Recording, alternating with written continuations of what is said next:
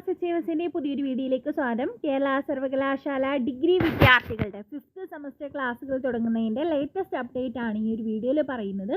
അപ്പോൾ കേരള സർവകലാശാല degree 2022 admission വിദ്യാർത്ഥികൾ, റെഗുലർ വിദ്യാർത്ഥികളുടെ കരിയർ റിലേറ്റഡ് പ്രോഗ്രാം CBCSൻ്റെ 5th സെമസ്റ്റർ ക്ലാസ്സുകൾ എന്ന് തൊട്ടാണ് സ്റ്റാർട്ട് ചെയ്യുന്നത്. അതിൻ്റെ ഡീറ്റെയിൽസ് ആണ് നമ്മൾ പറയുന്നത്.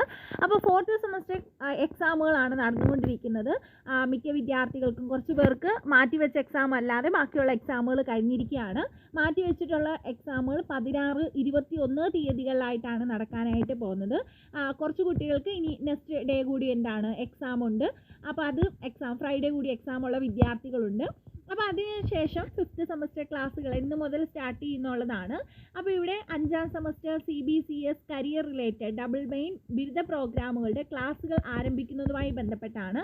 അപ്പോൾ ഈ പ്രോഗ്രാം ഉള്ള വിദ്യാർത്ഥികളുടെ 5ാം സെമസ്റ്റർ ക്ലാസ്സുകൾ 2024 ഓഗസ്റ്റ് 8 മുതൽ സ്റ്റാർട്ട് ചെയ്യാനാണ് യൂണിവേഴ്സിറ്റി ഇൻഫർമേഷൻ.